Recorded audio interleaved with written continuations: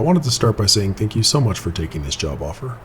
As we previously discussed, you'll find your way to the island by heading due north of the Torrey Island Lighthouse, a day's row. Please feel free to moor directly on the main dock. We can always bring your boat ashore later. In case I'm unable to greet you when you first arrive, I'll leave some entries for you to get situated. Thanks again, and see you soon.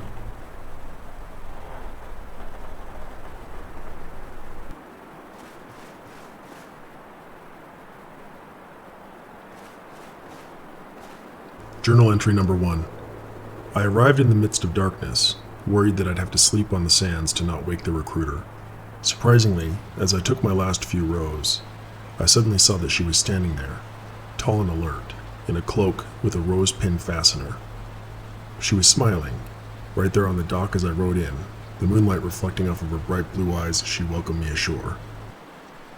Her long red hair creeped out from the sides of her hood, dangling down her shoulders. She began tying one end of a rope to a dock cleat, and tossed me the other end as she introduced herself as Darug, then beckoned me up to the island house just up the path to drop off my belongings. I somehow immediately felt welcome.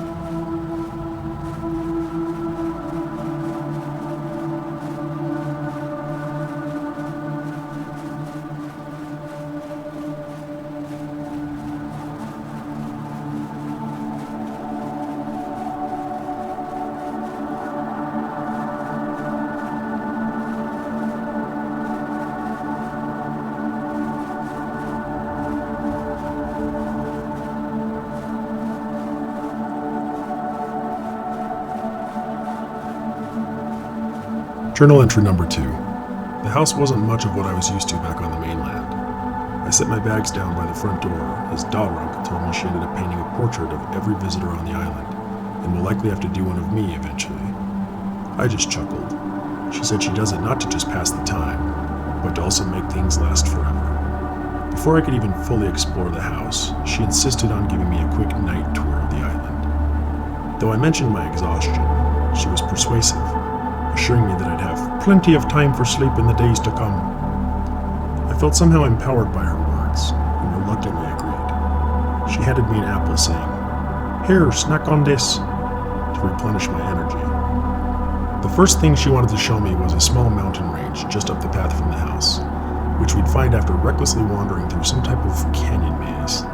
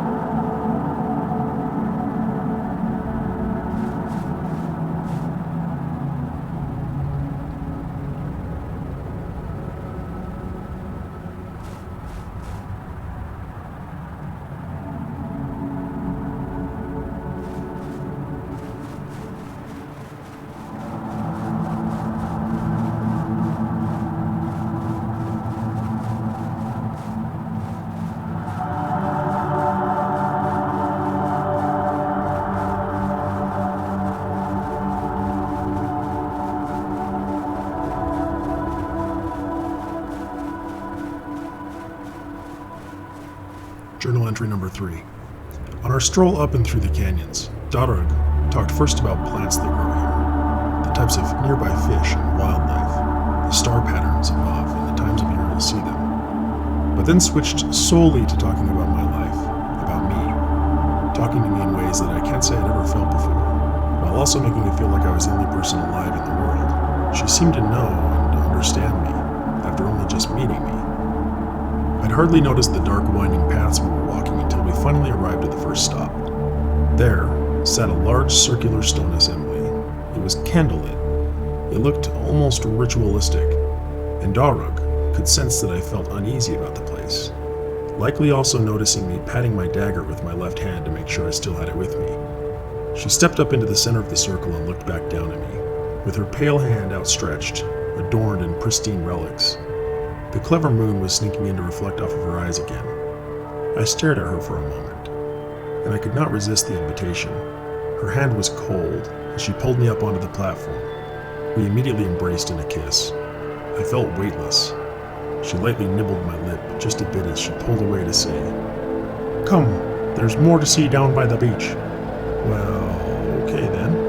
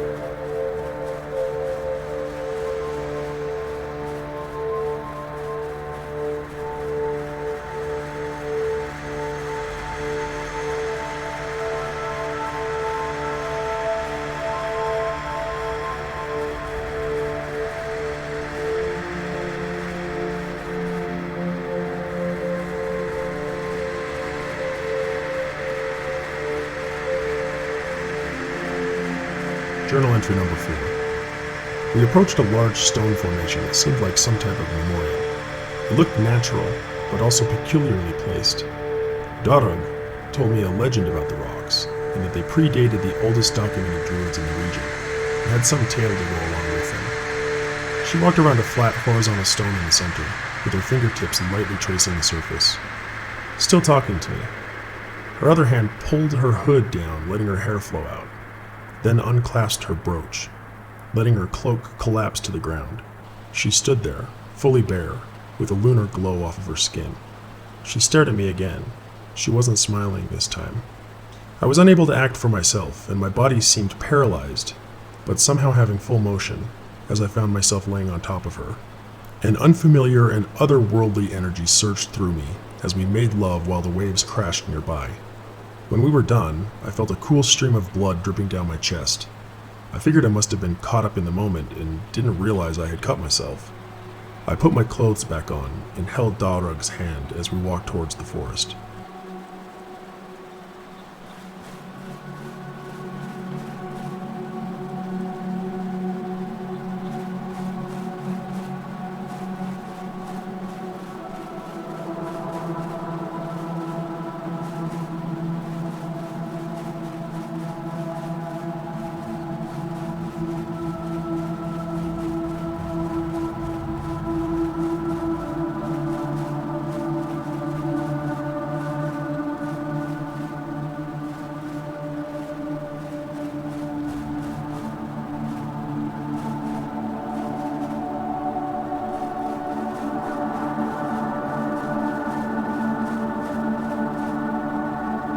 Journal entry number 5. We stopped at a bench in the middle of a forest and I took a seat.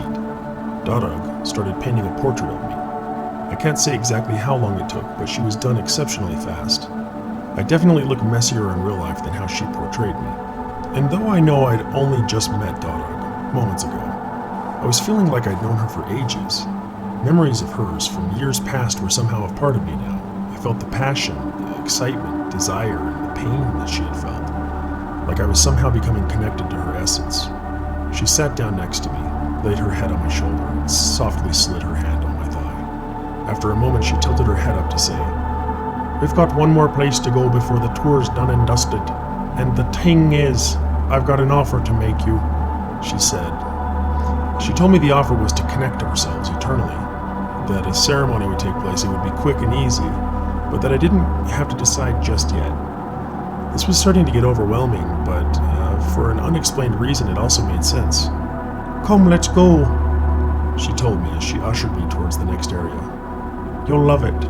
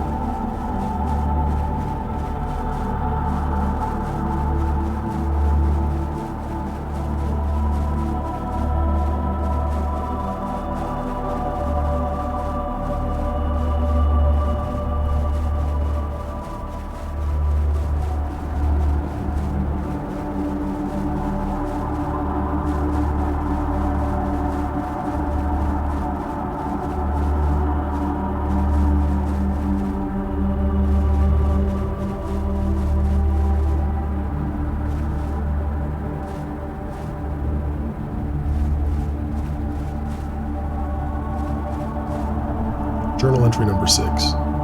My heart was starting to have a strange rhythm, feeling semi-sluggish as we approached the inner area of some jagged rocks. Several other women were there, faces hidden under hoods, and another woman lay in the middle of them, shackled to the earth near another circular pedestal. Darag raised her hand, causing the woman to also raise up, almost as a marionette, and floated her toward me. The chains on her feet chimed as she reached her maximum distance.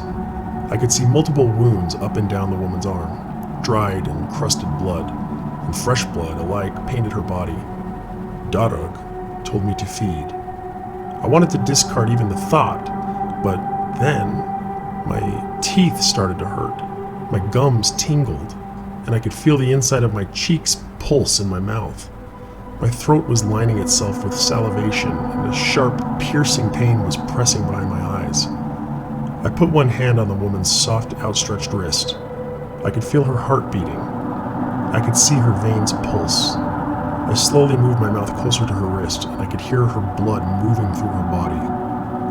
My eyes came to a close, and I bit into the stranger's wrist. A light but steady bite at first, and then moving into a rough clamp of my entire jaw.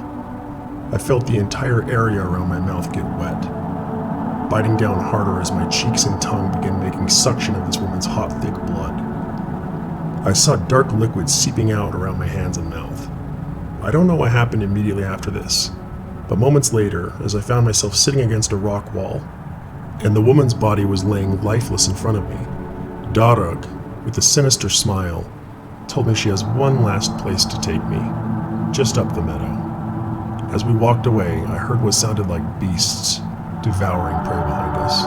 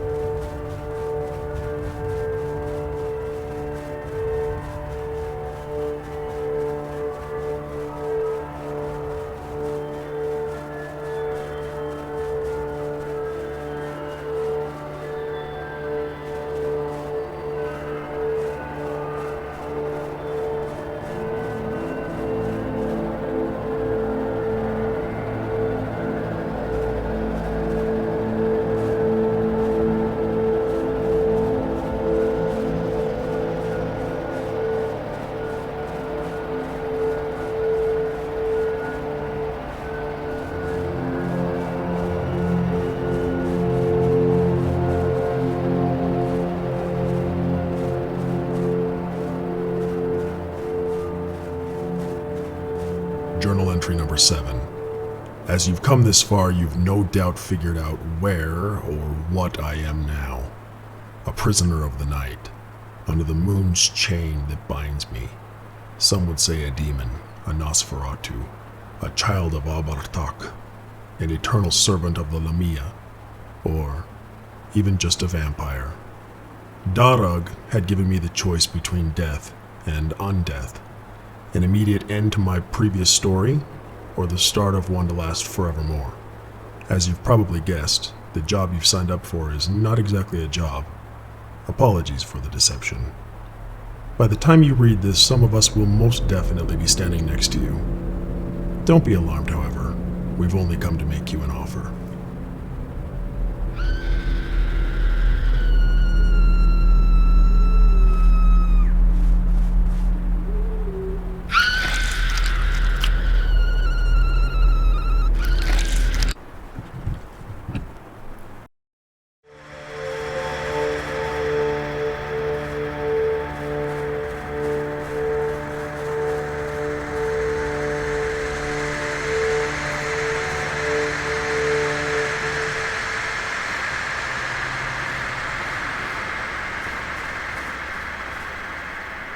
Journal entry number 7. As you've come this far, you've no doubt figured out where or what I am now. A prisoner of the night, under the moon's chain that binds me. Some would say a demon, a Nosferatu, a child of Abartak, an eternal servant of the Lamia, or even just a vampire. Darug had given me the choice between death and undeath, an immediate end to my previous story, or the start of one to last forevermore. As you've probably guessed, the job you've signed up for is not exactly a job. Apologies for the deception. By the time you read this, some of us will most definitely be standing next to you. Don't be alarmed, however. We've only come to make you an offer.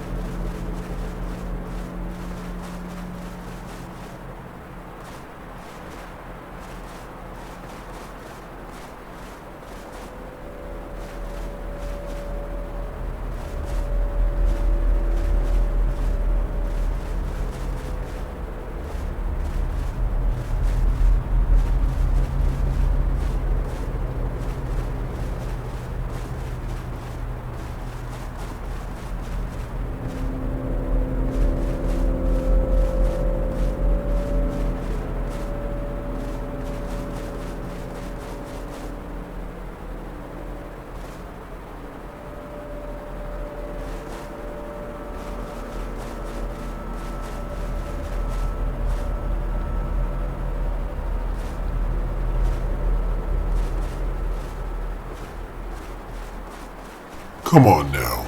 You don't really think this is going to work, do you? We can't just let you leave. I really don't like when they make the wrong choice.